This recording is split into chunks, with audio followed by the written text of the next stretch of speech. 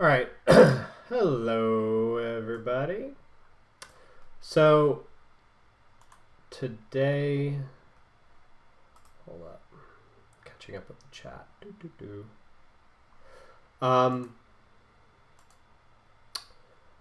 So today, what we are looking at is the hope you had a good weekend too. So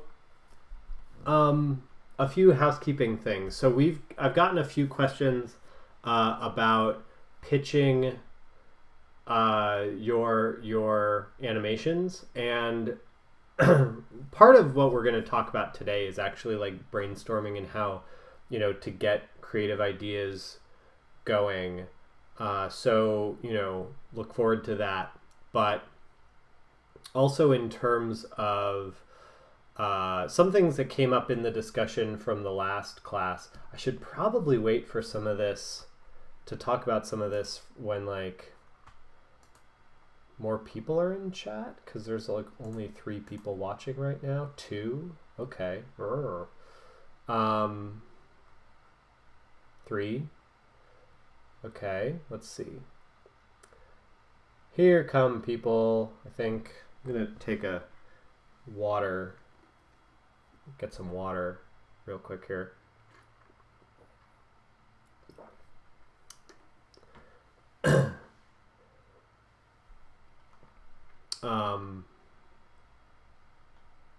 Okay, cool.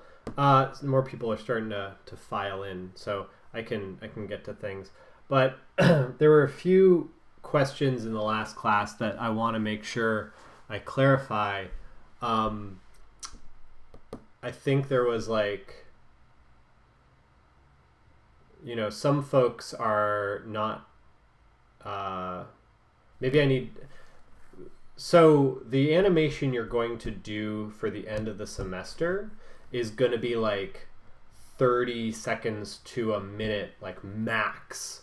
And the idea is that like, you're going to just tell a very tiny story, just very small thing. Because if you can, because somebody was asking like, oh, does it have to be 5 minutes or does it have to be like a feature? And I was like, oh my gosh, no, it does not have to be a feature. Because feature length animations are made by like hundreds of people with millions of dollars, and you don't have 100 people or $1 million. So, and you have like only, 2 semesters, because you're also going to like carry some of this project into animation project class.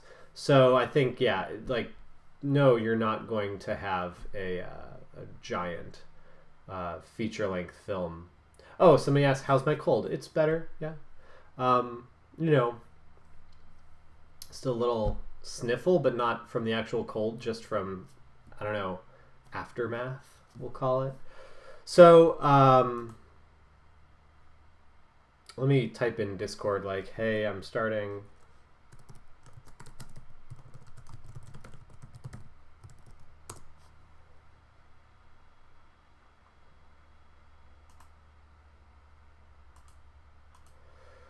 So,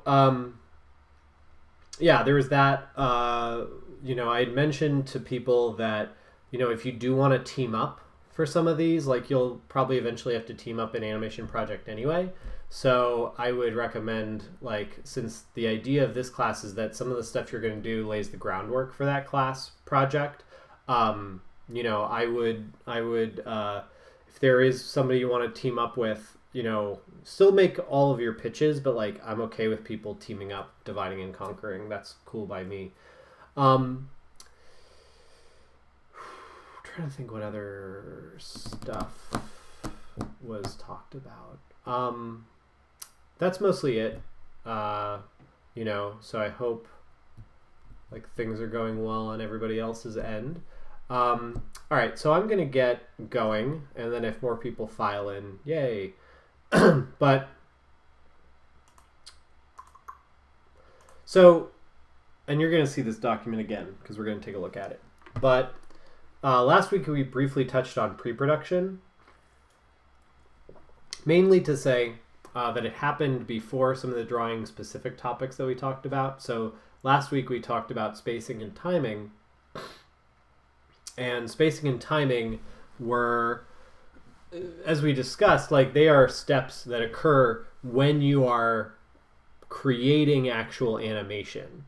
And the reason we talked about that first is that that was a component of the process that occurred, like, that needs practice to develop. To be good at that, you need to practice how it is. Like, if you started it, let's say we did this lecture last week, and then we did the storyboarding lecture next week. And by the way, this is the only lecture you're going to have this week. Also, I should mention that, because this is kind of like this week's topic, and then you can use Thursday. Like, I'll still be at my computer, you know, able to answer questions and talk, but you know, you'll be able to use that time for maybe some like work time or something like that. You know, because now we're getting into the part where you have like animation work to do during the week, so use that time for that. But you know, last week, so imagine we had this lecture last week and then the storyboarding lecture this week. You wouldn't be starting really the timing and spacing, like you wouldn't have that knowledge and therefore wouldn't be able to practice it until week 6. And that's like really far into the semester to not do that drawing stuff. So we wanted to like move it beforehand. So that's why it was where it is. But now we're going to go back in time. We're kind of doing this class in Tarantino fashion, if you even know what I'm talking about there. But now we're going to talk about pitching and story development and brainstorming and things like that. So yeah, let's start with the core element of animation, which is storytelling. Everything we do, like the drawing and motion study and 3D stuff and timing and spacing, is all to deliver story. There's something like basically human about telling a story to other humans. So that's why you have this like nice campfire scene. But, you know, even with, like in the first lecture, we talked about the first art that was done to depict a sequence of events was, you know, cave art. You see this even from like the earliest human recordings of people, you know, talking about like their lives via a series of, you know, drawings that you could say that's drawing 1, that's drawing 2, that's drawing 3. So storytelling has always been a part of you know, art. It has always been a part of animation. It's a core element of it. And I know there's been like on the chat some discussion about like, well, why are we learning this? Why are we learning that? Like, isn't it just about, you know, 3D and stuff like that? Ultimately, all of this, and if you're picking up any theme for the course, is that it's all about storytelling and character and the creative aspects of this.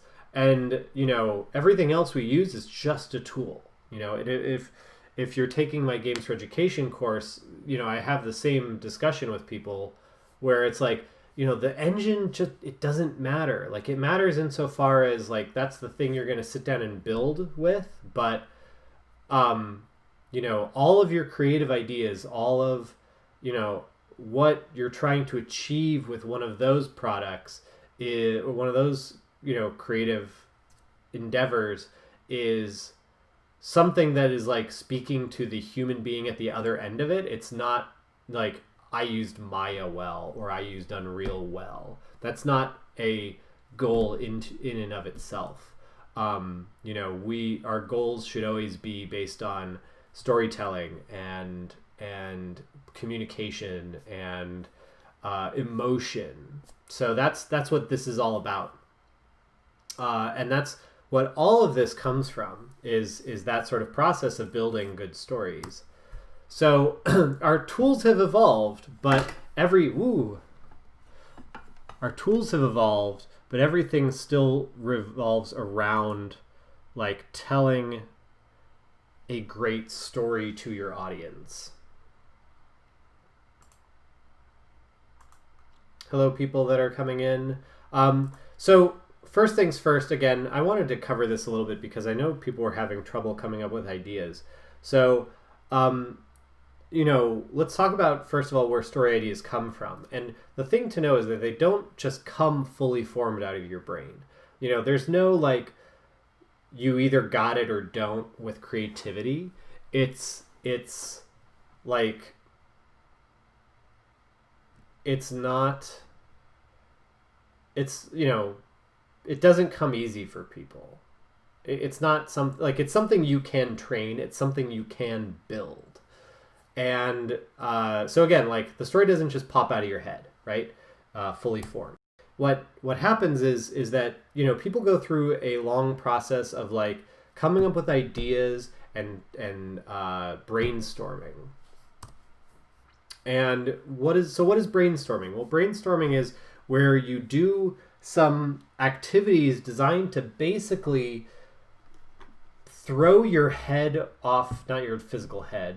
That would probably result in a traumatic brain injury or a spinal injury, but where you kind of throw your mind off of out of its comfort zone and into a place where it's going to have, like, basically it's going to get a jump, like you jump a engine of a car, right? So how do we perform that jump? And we usually do that through processes called brainstorming. So, what I'd like for people who are in the chat right now to, type out some of your favorite brainstorming things. Like, if you've got any, this isn't like a required discussion thing or something, but, like, if you've got a good brainstorming methodology, throw it out there. I want to see it. So, one thing that I see the advice for all the time is having lots of external references. So, for example, watch movies or read things that aren't other animations is one thing that, like, I immediately tell people is, if you're into animation or games, if your only inspiration are other animations or other games, your work is going to look really samey to those. And that's, in fact, how you get so many things that are just more fantasy and sci-fi or, anime-like things, is that people consume those things and then they want to make things just like the things that they consume. And they're not really pushing any storytelling boundaries in that way. So immediately you should watch a movie you haven't seen before that is a different style of movie. You should read a book that might be a different style of book than the ones you normally read. Don't only rely on comfort food. And I'm going to use an example of from the game industry for this real quick. But, two game creators who are, like, really amazing, Tim Schafer and Will Wright. Tim Schafer credits a lot of his ability to come up with good story ideas on the fact that he took folklore classes in college, and in doing so learned about world cultures outside of his own with, stories outside of the ones he was used to, and that allowed him to have, like, a broader worldview to bring in many different new types of stories, like Grim Fandango or Psychonauts. So, having that broad frame of reference helped him. Game developer Will Wright, he would do something like read about urban planning and then be like, well, I want to make a game about urban planning. You also hear Shigeru Miyamoto, the guy who created Mario and Zelda and Star Fox and all those great things for Nintendo. He makes games about his hobbies. Pikmin was gardening. Wii Fit was when he was trying to lose weight and was weighing himself daily on a bathroom scale. So, like, people just make stuff about the world around them. So, like, use that as a source of inspiration. And again, literally look at the world around you. Go for a walk. I used the example in the last class of, like, what if you're out for a walk and you see a squirrel? Like, imagine that squirrel's day. What's up with that squirrel? Maybe that's an idea for a story. Or, like, is there something you believe in? I threw it off again. If there's something like an issue that you want to address in the world around you, maybe the story you tell is about that, right? So there's lots of places that story ideas can come from. And I'm going to look at a thing here. I always like looking at concept art. The possibilities of a story behind what I find is super fun to think about and create. We're going to...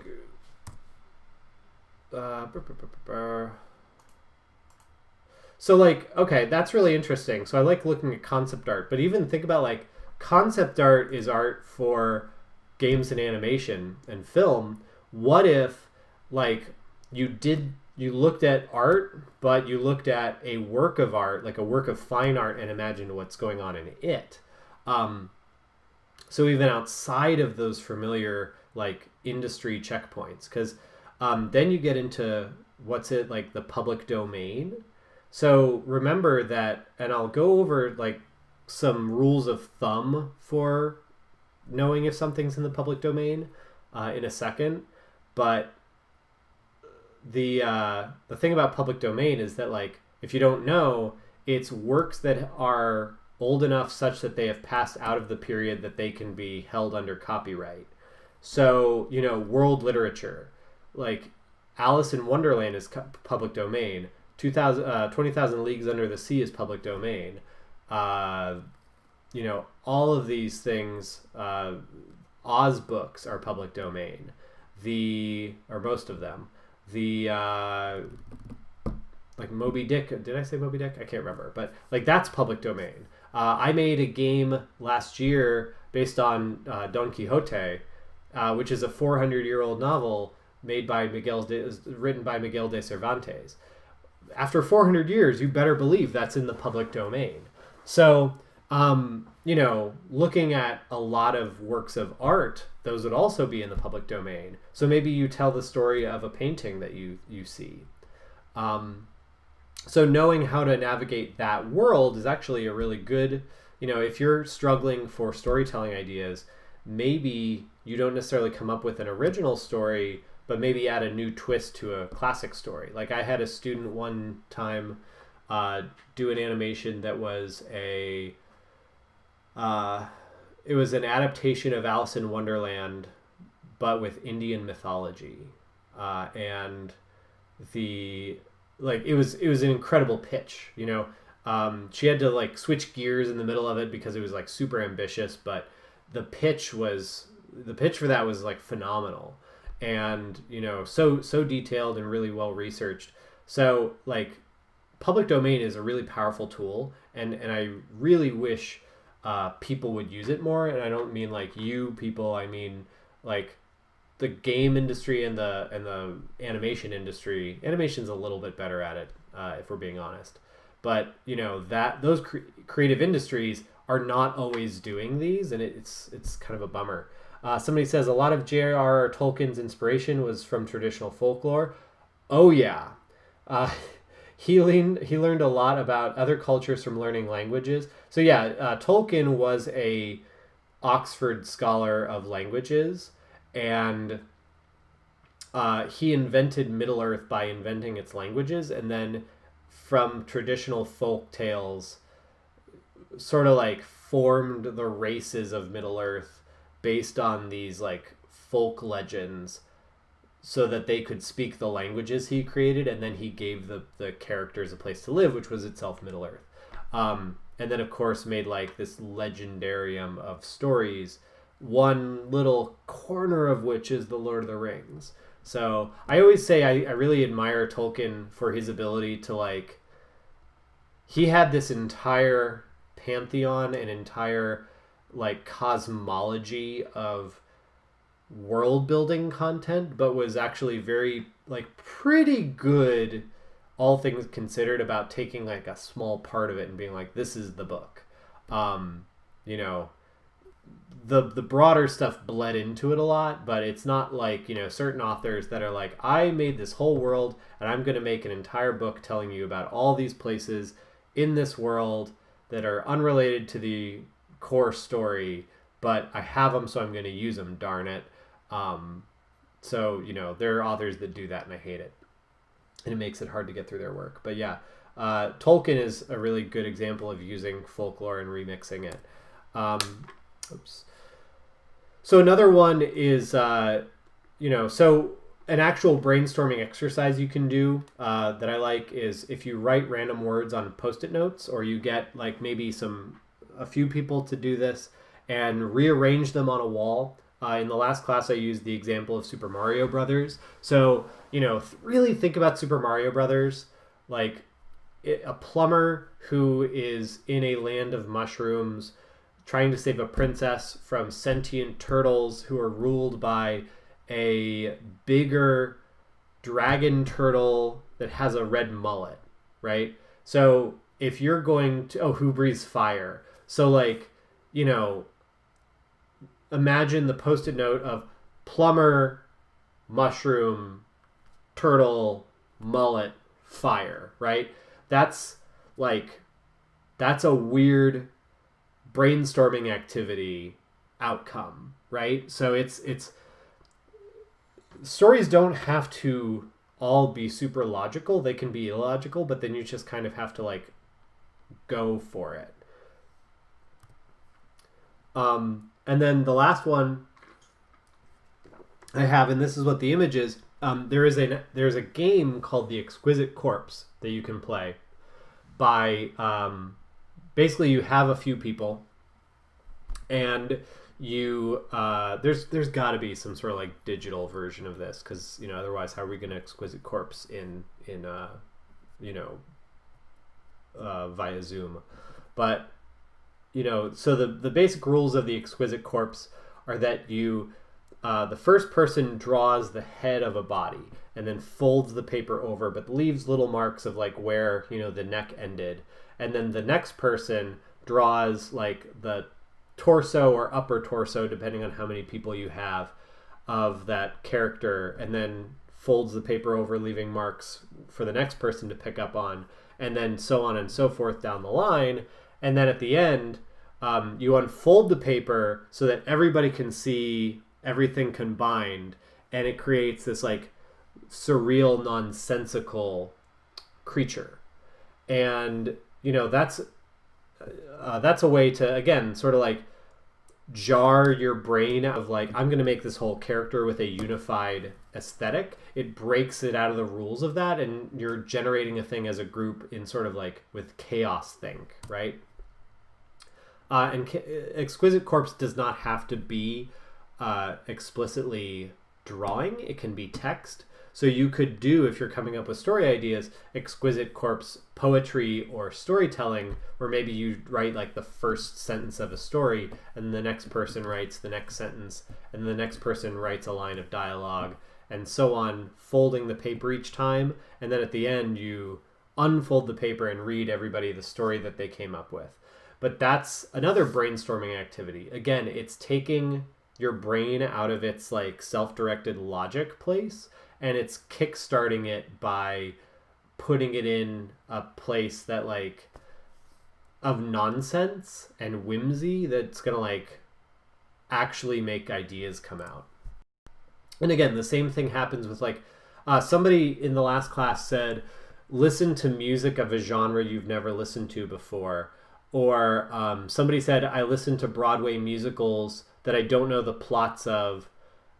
I listen to the soundtracks so that I could imagine what is going on in the plot myself, and then that becomes a story idea. And I thought that was really interesting. So it's like you're putting your brain in a level of discomfort to create a new story idea. And not everybody's okay with that kind of discomfort, but it is part of... I talked about this in the last class. N+1. So like you should always be pushing your boundaries in this creative field. So part of that pushing your own boundaries is learning a new piece of software. And so like if you didn't have to learn anything new and be uncomfortable in that moment where you are first encountering a thing, you wouldn't even be in college. You wouldn't have to come to college. The first time you see a new thing, it's going to be weird. That's because it's a +1.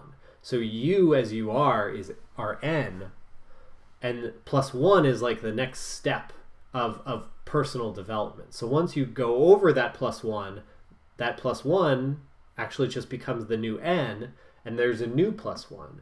And as long as you always keep going for a new plus 1, you know, so like now I'm going to make a harder thing in Maya. Now I'm going to draw a more realistic picture, or now I'm going to draw a different cartoon character, or now I'm going to draw, like, I'm going to animate.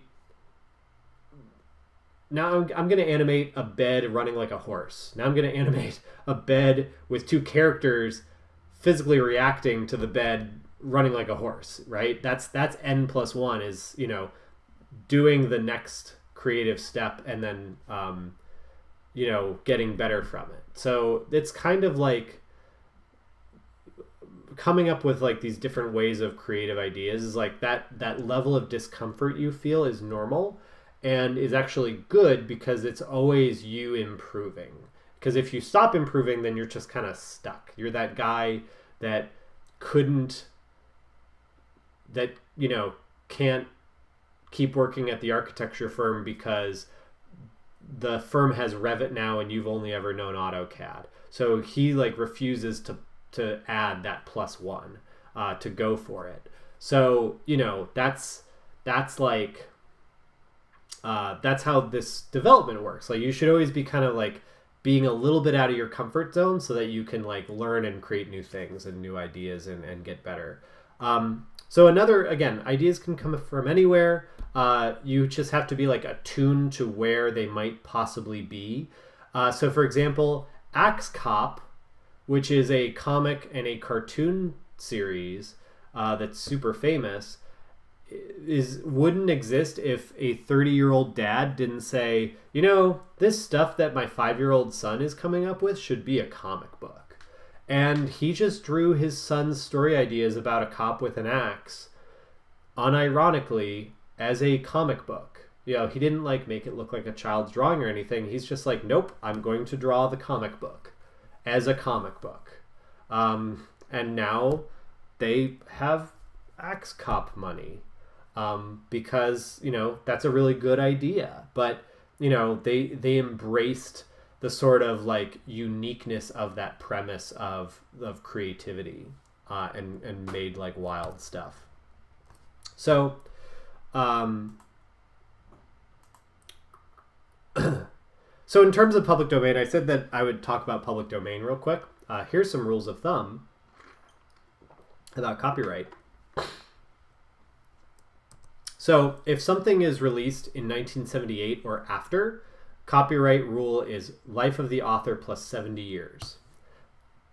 So all of this depends on date of publication, basically. If a work comes out between 1964 and 1977, it will enter the public domain 95 years after its publication. So 2072, public domain Star Wars. Not if Disney has anything to say about it, but that's neither here nor there. You know, but you get what I'm saying is like, so that's because a work like that came out in 1977, that is the law currently governing it. 1925 to 1963, if the copyright was renewed, it's 95 years after publication. So between 1925 and 1963, the law is that there's like some period in there that like you had to file for a renewal or it automatically entered the public domain. But the rule of thumb is like generally if it's 1925 and 1963 and the copyright was not renewed in that time, it's public domain. But the safest way to do this is if the work is from 1924 or earlier, it is in the public domain. So like go that way. The only other wrinkle to this is trademark. So again, I mentioned like a bunch of like Oz. You know, you could do a thing with Dorothy and the Tin Man and the Cowardly Lion and the Scarecrow and all of those characters. And you can call it, you know, Oz. You know, because, excuse me, those books were published before 1924. And Frank L. Baum did not like then go and trademark Oz for himself and his heirs. But for example, like Tarzan, Edgar Rice Burroughs' estate, they trademarked things like Tarzan, Tarzan and Jane, and so forth. So you can write a story about Tarzan, but as Dynamite Comics discovered, you can't call it Tarzan. You have to call it like Lord of the Jungle or something like that. That doesn't violate their trademark. So Tarzan public domain, Tarzan the title, Tarzan the character public domain, Tarzan the title trademarked. So there's that wrinkle. You just have to like make sure you do your homework on it. But if you are wanting to do public domain, like do it. It's awesome. Like my last 3 big things were public domain. A piece of art from 1919, the Don Quixote game, and Little Nemo, like current Little Nemo project. Those are all public domain because why not, right? Somebody says, or Jungle King, like the arcade game. Yeah. So you can use that stuff. You just have to like do your homework as to what its status is. Okay, so pitching your ideas. So if anybody ever wonders, like, why are there so many Sherlock Holmes things coming out? Public domain. Usually it's like the year that thing enters public domain, you get like a rush of that stuff. Because like in 2015 there was actually a bunch of Nemo stuff. But I think it would have already been in public domain by then. Anyway, so how do animations get pitched? Let's talk about this. So there's no one like all pitches must be like this.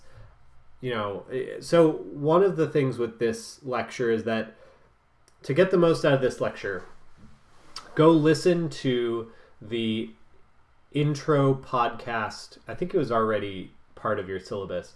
Go listen to the intro podcast for Drawn, the Story of Animation, because they talk a lot about the entire production process and the pitch process. So go listen to that. But then also go listen or go read like, the first chapter or so of your book. And because it has a lot of stuff about like plot and character archetypes and things like that are just like, not it's like outside the scope of this lecture.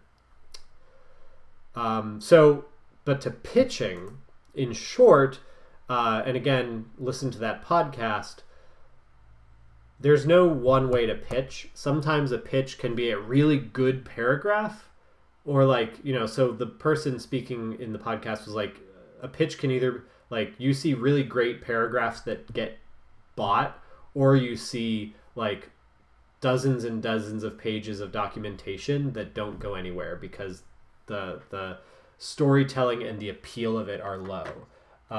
Somebody says, which book? Oh, your textbook. Sorry. Ideas for the Animated Short. So this guy.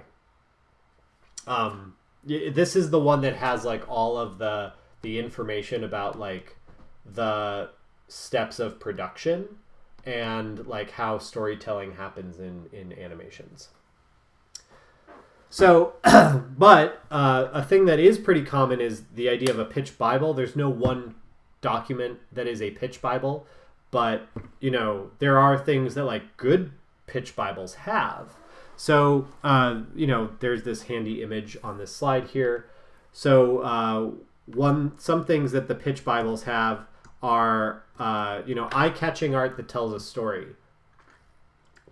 So the first thing you want, and I think this would apply to like any like even to movie posters, but any image that like summarizes an animation of sorts, is that you want the artwork to be I saw one thing that said like you see a surprising amount of pitch Bibles that are just the characters standing around. And obviously like some of these work because you do see so many movie posters. Like, there are a lot of movie posters for animated films, I feel like, in the last 10 years where the characters are like this. You know, I'm kind of calling Frozen out here. But also like every Hotel Transylvania movie too. And, you know, there's an element of that where, like, yes, you're showing that the characters might be cocky or nice or evil or, you know, the funny sidekick with their poses, but, you know, you're not getting a ton of the story from stuff like that. Whereas, you know, like the Beauty and the Beast or Lion King posters are very much like kind of the setting. And I'm not trying to make it like, you know, back in my day. But there is like, you know, there are really good movie posters that show you what the movie's about. And then there are posters that kind of show you a little less of, like, I don't know.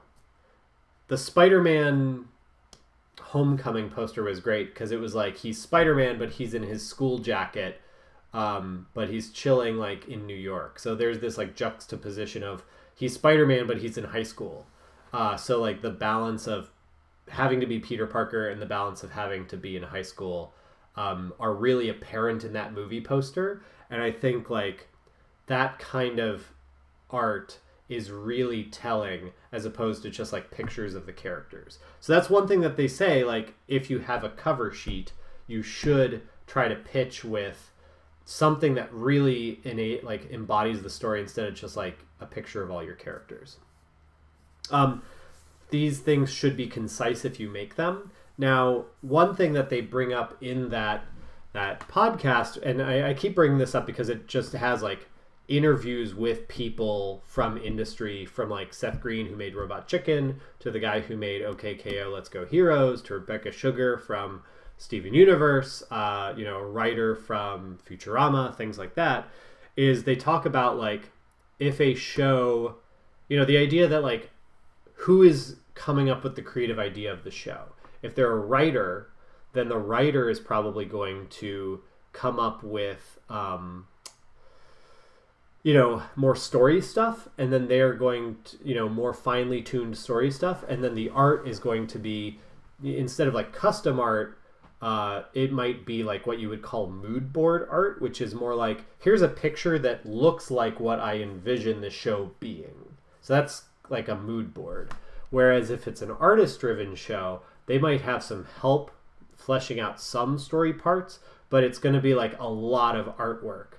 And the artwork is going to be custom and more like expressive to what the look and feel of the show would be.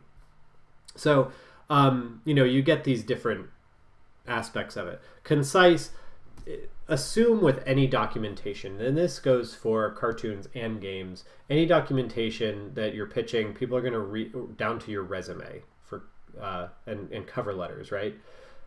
Assume that the person with the money or who is hiring is reading 100 of these a day or hundreds of these a day, and you're gonna like, you want these things to be able to be read quickly and concisely, or quickly, so that, you know, you want them to be short, but you want them to be like impactful. So you want it to be concise. Descriptions of why your characters stand out. Don't just say like, you know, your character description should be short, but really highlight like the most unique aspects of them. And then you should also do the same for the world. The world should be described in concise but descriptive and meaningful terms. I heard this one like rule of thumb for coming up with creative worlds once, called the triangle of weirdness. And the theory of this is that, you know, your world should have like 3 descriptors, and only 2 of them can be weird. One of them has to be normal, so that like one thing about your world has to be normal so that your characters, so your audience can latch on to it. So I guess like if we think about My Little Pony, it's weird that they're ponies. It's weird that they're magic, but it makes sense that they're like friends, or that they have like a kingdom, like a medieval kingdom or something, like, because you can latch on to that, like, that they're friend, like it's an interpersonal show where they are like exploring their friendship, but it's weird that they're horses and magic. So like that's what the triangle of weirdness is. It's a way to think about like, okay, I have these two weird or unique aspects to the world, and then I have this thing that the audience is going to latch onto, and that's going to make a compelling world building. So you have these characters in this weird world that stands out, and then you want to show that you have plans for actual content. So the thing that I see in young creators, and again, like I've had students for going on 11 years, right? Young creators always draw characters. They draw characters. They fill notebooks of characters. And then they fill notebooks of their characters laughing and crying and hugging each other and laughing with each other and drinking tea together and all of these things. And they build these characters out, but they're never in a background.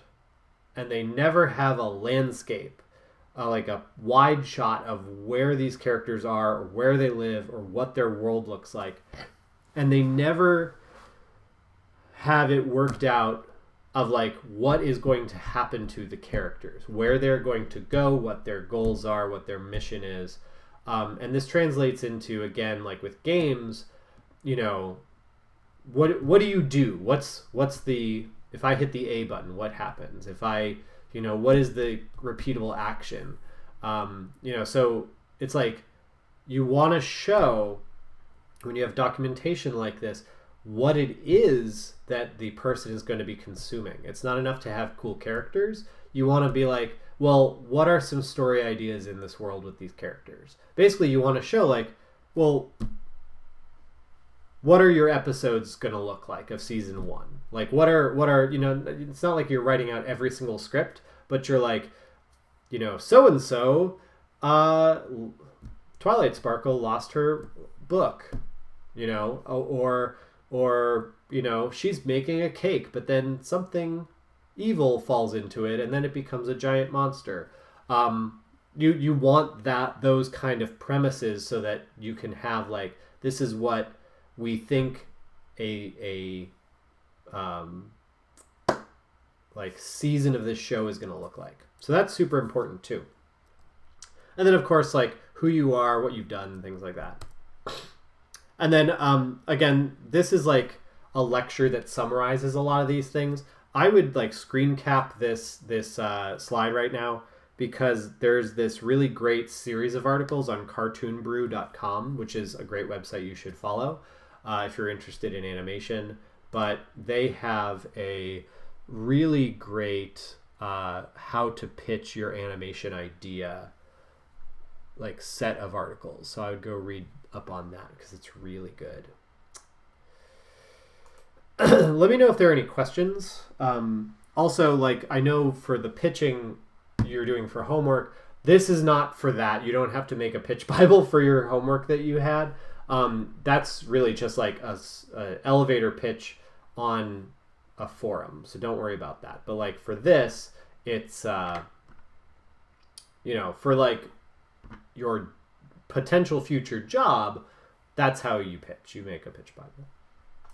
So again, like, let's go back to this. This is the pitch Bible. These are things from the pitch Bible from Adventure Time. So like, let's look at this in those, with those frames of mind, or with those like best practices in mind, and see how this works out. So the first page, you have like Finn on Jake, but you get a sense of like, they're not just standing around. Finn is riding Jake. Jake is big. Finn is like kind of curled up. He's waving hi to the audience. Now, if they were all waving hi to the audience, somebody says, "Oh no, pitch." What? Oh, whatever. That's okay. Let's get it done. You're good. So like Finn is riding on Jake. They're not like if they were all standing around waving, that would be a little more problematic. But this is like you get a sense of these characters in their setting, and then you have these like rolling hills of the land of Oo. Now, this is not the full art style. This is not concept art. Well, it is, but it's not like eye candy concept art. Like if you buy a book from Blizzard or something like that. It's very basic. So like the landscape looks way more generic than it does in the final product, but that's also when like they have teams of like dozens of people making it.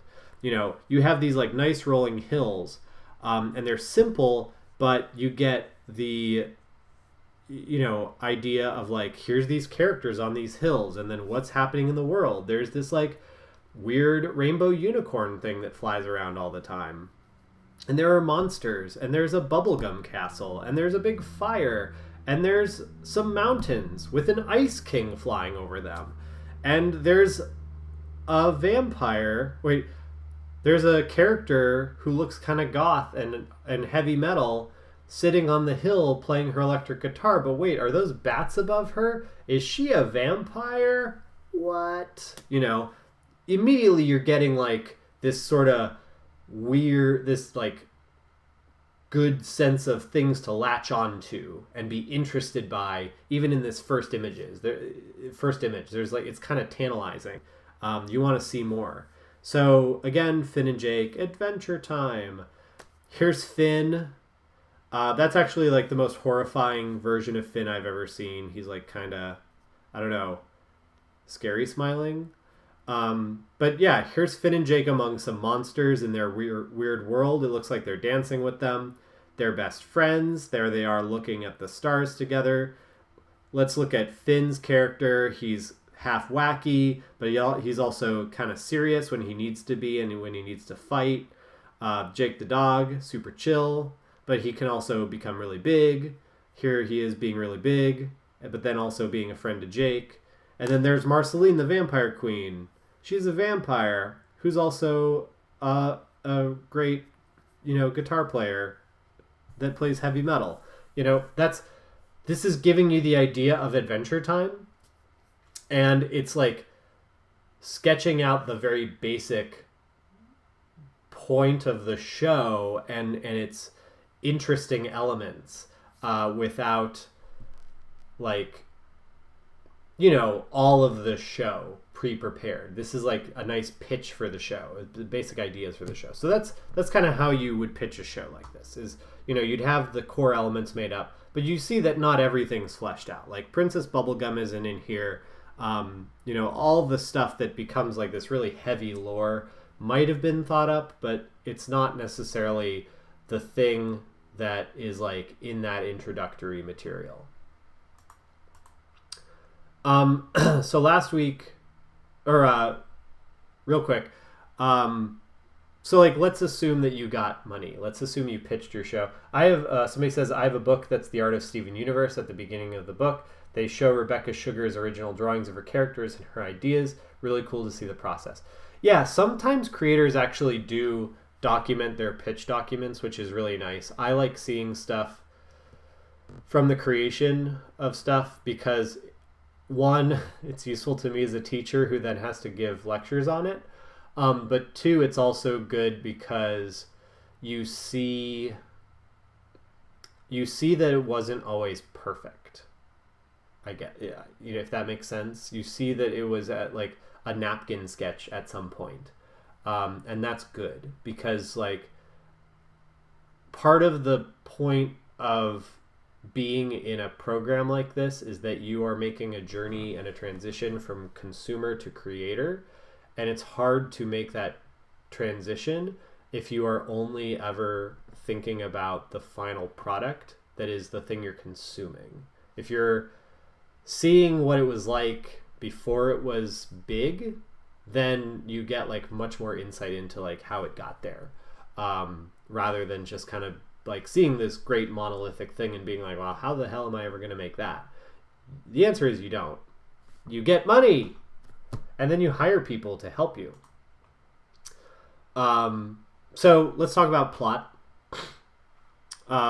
So like, let's say you've gotten your money, and now like let's talk about making stories. So how do we make stories? Now this is not an extensive, like exhaustive look at every type of plot and every type of storytelling, but I've got a few here that are common, and then I've got some other ones that I think are interesting that I've pulled offline that we can talk about.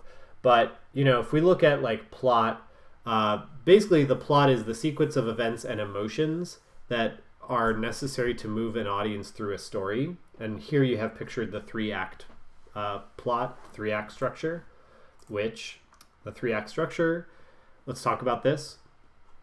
This is a story concept that argues that, you know, stories take place in 3 acts. So, you know, act 1, you are going to have some sort of like exposition, which is sort of setting up the world. This is you being told who the characters are, who the major players in the world are, and you know what this story is going to be about. And then something happens that results in some sort of like adventure or conflict or something, you know. So think like, if you think about Star Wars, the beginning of Star Wars establishes pretty quickly that there is an empire, that there are rebels, that there is this guy called Darth Vader and this person called Princess Leia, and then you go down and there's this character named Luke Skywalker, and that Luke Skywalker can't go become a rebel because he has farming to do and blue milk to drink. And then there is an inciting incident. Well, you could say there's several inciting incidents. There's the inciting incident of the Death Star plans, which is like the MacGuffin. Actually, that would just be part of the exposition. But then there is the inciting incident of like Luke's aunt and uncle are killed, right? So then you get rising action. So like now we're starting to move up towards some sort of climax or conflict. You have like, we're setting other stuff up. Luke has to get off the planet. He has to get on the Millennium Falcon. He meets Han and Chewie. You have the traveling together, and then they, you know, get to the Death Star. So we're rising up. And then the climax, like, then they get to Princess Leia. And then once they get to Princess Leia, then they've got to, like, and Obi-Wan is, like, wandering around the Death Star. Then you have, like, now they've got to get out of the Death Star, and Obi-Wan has to confront Vader, and everything builds. You have a little bit of a dip, and then you have attack the Death Star, build, you know, that's the climax. And then Death Star blows up, and then we resolve the whole thing, and that's the denouement. So that's more of like a 3-act structure.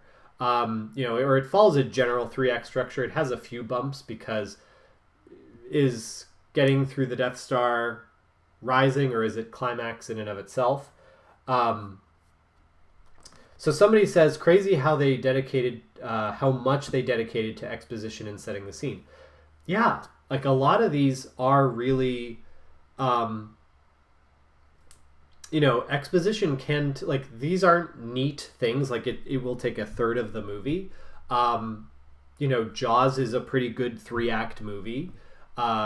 Superman, I think, with Christopher Reeve, is probably one of the best 3-act movies because, or at least in this genre, you know, in this kind of like heavy genre pop culture event movie. I mean, there's lots of other great 3-act movies, don't get me wrong. But, you know, that's a really nice one to watch too, because that has 3 distinct visual styles and settings in each one. Like, the first act is in Smallville and is very pastoral and Norman Rockwell. The second act is in Metropolis, and it sort of shows like Superman coming into his own. And then act 3 is like the confrontation with Lex Luthor, which is like a much shorter part. So, you know, all of these things though confront like some sort of 3-act structure, which is, you know, a really good, strong structure in Western media. you're also going to see, and again, if we go to Star Wars, like you can see Luke Skywalker's journey in this, but the hero's journey, that's the one that they talk about in the book. Now, I'm going to express some skepticism about the hero's journey, not because I don't think it works. I've consumed lots of media that is based on this structure of the hero's journey in my lifetime, as have all of you, because it's one of the biggest story structures of Western literature and film and games. The trick here, though, is that it's so common that it almost becomes tropey. So be careful if you're going to use the hero's journey a lot, because like it's easy to get caught up in a lot of like very simple tropes. So again, you have a hero, you have some sort of call to adventure for that hero, and that call to adventure again is usually like my hometown burned down, or my like I have to go do the thing because the volcano is gonna be mad. Moana, like that's a good one with a call to adventure, because it's like the ocean is tempting me, and I see that there is a disease affecting my island, right? But there's supernatural aid in the form of like the heart of the ocean and the ocean itself like calling me forward. So then Moana crosses like gets the boat, and that's the gateway to adventure. The Threshold Guardians are like, she has to get to the cave with the boats. And so now you're like on the boat, you are beginning a transformation. Maybe like, along the way you encounter characters that might help you. There's a mentor character, so like the ocean itself or the grandmother. I used Lord of the Rings in the last class. This class I'm using Moana. You have a helper. Maybe that's Maui, or maybe he's not really a helper, but he's like he's the other protagonist of sorts. But you have like challenges and temptations. That's really well executed with like Maui wants to ditch Moana. Moana wants to go on and save her island. You have Maui trying to get his hook back, all the adventures that ensue because of it, and all the musical numbers. And actually, like, the getting the hook for Maui is almost kind of like, in that movie, a rebirth and a death and rebirth. Because now he's, like, reborn as Maui in his proper form, instead of, like, Maui that just kind of, when he's not paying attention, turns into a shark. So then there is like transformation to atonement. Now this is not neat for every story. Usually the abyss here is some sort of like climax. So in Lord of the Rings, the abyss could be that like, let's throw the ring into Mount Doom and have the battle against, the forces of Sauron, right? And Lord of the Rings is good for this, because that movie and book series has like a very well detailed journey back to home, whereas like Moana kind of like, oh yeah, and she goes home. So but there is some sort of like change to the hero in this version. But you see how like through Lord of the Rings, Star Wars, Moana, how this appears in lots of places. So again, tropey and common, but obviously successful and entertaining. So good to use. It's overused. You can get away with it, but also understand that like if you want your story to hit really hard, you can try other structures. So I found two by this guy Michael Koss, which I thought were pretty neat. This isn't all that there is. I think you should just generally look for some. But he talks about this one that he uses called the touchstone, which is based around like moments. So there is like, the way he describes it is that he has like some sort of moment in a thing that is like the central present moment, and you like have the moment happen, and then you go back to set up the moment, like see how the moment happened, and then you return to like you return to the moment, and then the moment kind of like passes, and then you deal with the fallout of the moment. Now, I think you have to be careful with this. I think a good example of this would be like if you've ever seen the movie Reservoir Dogs. That movie is really good because like it starts in the moment where Mr. Orange and Mr. White get to the meetup place after a diamond heist. Or like you don't even know it's a diamond heist. You just know that like Mr. Orange has been shot and Mr. White is trying to get him to safety. And then he is in the warehouse. Mr. Pink shows up. They argue. You're seeing them in this present moment with all this context, and you're seeing them argue, and you're seeing all this stuff happen. And then you see the flashback to like that this is a diamond heist, that they're criminals, that one of them is actually a cop, Mr. Orange. And then you see like everything that goes into this guy getting shot while you keep returning to the present and like seeing things happen. So like you learn it through a flashback, Mr. Orange is a cop, and then you're suddenly like, oh my God, like, oh no, you know, they're going to kill this guy once they figure this out. But it keeps going back and forth between flashback, present, and keep developing the present into resolution in a really cool way. So that's like a touchstone. The danger of this type of story is that you get yeah, that's me. You might be asking how a guy like me gets into a situation like this. Well, let me tell you, and that's when you use it, like you show the end of the movie and then you show the beginning and then you get to the end, like Sonic the Hedgehog.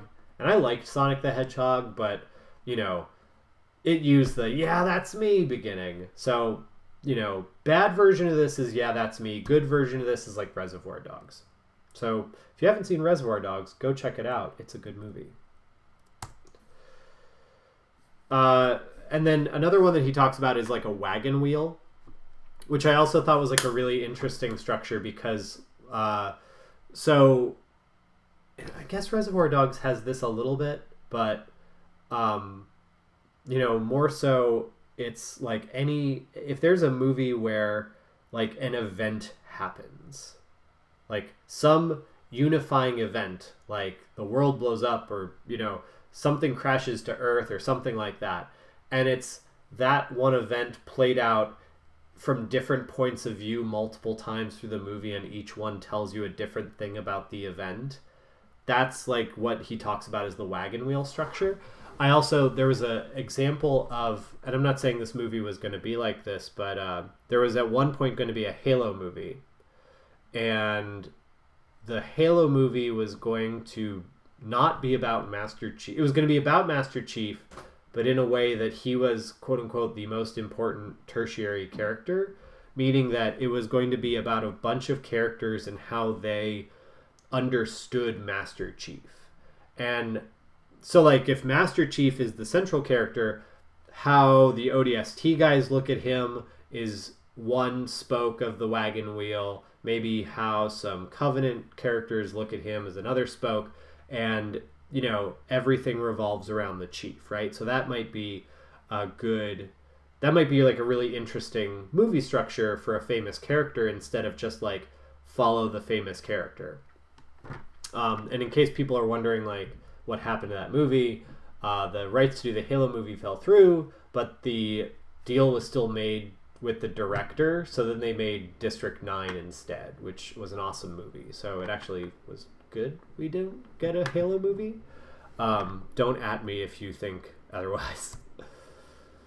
And then here's another one based on Robert McKee's The Quest structure. So this one is a lot like the hero's journey, but the difference is that you have a protagonist who, I likened this one in the last class to actually the journey of a person who is learning animation or game development, where it's like the first time you make a thing, you might try to make an ambitious thing, but you might not be at the stage yet where you can make the ambitious thing and it doesn't work out. and you have some sort of gap between expectation and result. So what is the internal personal or extrapersonal, like what is the internal conflict you have with that failure, or with the realization that you need to grow? And then throughout the rest of the movie is like multiple other attempts to grow in an interesting way, such to the point where you eventually overcome that gap and then become the person you want to be. So again, it's n+1. It's watching a character go through n+1. So that's another story structure, but it's not necessarily one that it could focus on external events, like a typical hero's journey, or it could really be like internal, and the external events highlight the character's interpersonal struggle. Hopefully one day we'll be blessed with a proper Halo movie. That would be cool. There's a Metal Gear movie in the works. I really hope that it doesn't suck. I think that would be like really good, really cool if they did especially since like that series is so influenced by Western movies. So real quick, when you're pitching and developing a story, typically what you do, so you've gotten your script together, or you don't have your script together yet. You're coming up with a story idea for like an episode of something, right? So what you'll do is you'll start to talk about your story ideas, and you're going to take each of these like shots and ideas, and you're going to take like a note card, and you're going to write one of these ideas down on paper, and you're going to put it, typically what happens is you'll put it like in the top corner of a room, and you'll take another one and keep going. And again, according to the person in the podcast, they say like an episode of a thing will usually take up all 4 walls of a room. That is like the length of an episode of ideas of stuff. And you do it on note cards so that you can like take them down, move them around, be like, this is funnier if this goes there, things like that. But through this story sketching ideation session, where you're doing tons and tons of little drawings, you come up with like the basic sketch of a plot. And then you sit down, you write the script out. So the script is going to have like, you're typically using a standard movie script format, which you can find online. But those scripts are usually going to have things like slug lines or scene headings, basically saying like, here is where we are, like scene 3 in the mountains or something like that. Action descriptions. So here's like a little piece of Raiders of the Lost Ark here. It says, Indy moves to the blackboard and makes a quick sketch to give a rough idea of the system as he describes it. And we get a glimpse of what an interesting and enthusiastic teacher he must be. So the action description is, the sentence there, but then you see in parentheses, there's the parenthetical. And what that does is it gives you more context. So, you could interpret something like that in multiple ways. You could have him be you could imagine Harrison Ford being very charismatic as a teacher. You can imagine him playing it ironically and actually being like, man, I have to teach this class, but really I want to go punch Nazis instead. You could have him play it that way. The version that you get in the movie is, of course, the iconic thing where the student closes her eyes and on her eyelids it says, I love you. And like the thing where like all his students have crushes on him. So that's another way that they interpreted it. So, but action and parentheticals are how you do that. Parentheticals are like little asides that give you maybe emotional context.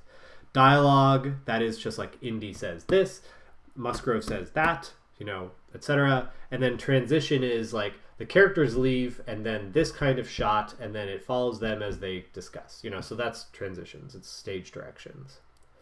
And then a good rule of thumb that I saw was that in live action, you usually get a minute of movie is a page.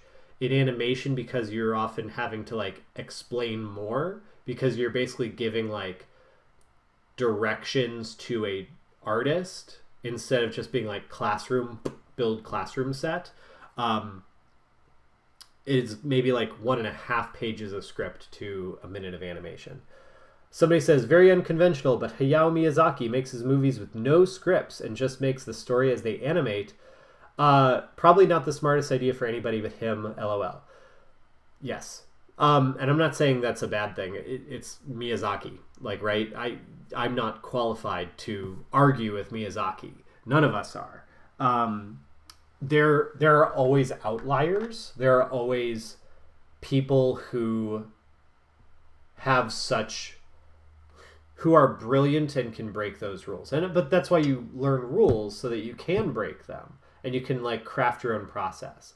But yeah, like, you know, there are these directors that, you know, you hear things like, you hear lots of, Venture Brothers is actually kind of notorious for being like very seat of the pants animation development.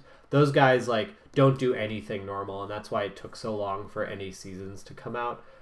Rest in peace, Venture Brothers. But, you know, that's one thing that actually, like, that was a big part of their production, is that it was a little more seat of the pants. Not always in the most productive way. Like, Miyazaki is, like, super productive and professional. You know, but you can kind of tell that in some of his movies. They have, like, a delightful meandering. Like, Totoro kind of, you know, just is for a while, and you get a series of like wonders, and that's kind of great about it, is that it makes it very meditative until it's like super scary for a moment, and then everything's okay. You know, and that's kind of nice. That's why some of these movies are super nice. Then you get voice acting next. Now, on this picture, there is voice acting that's traditional voice acting, and then there's voice acting that is like, you know, face motion capture voice acting. Now, if you're doing the facial capture, that's like production and voice acting together. But typically you do voice acting like right away once you get the script and it's like been ironed out and doctored properly.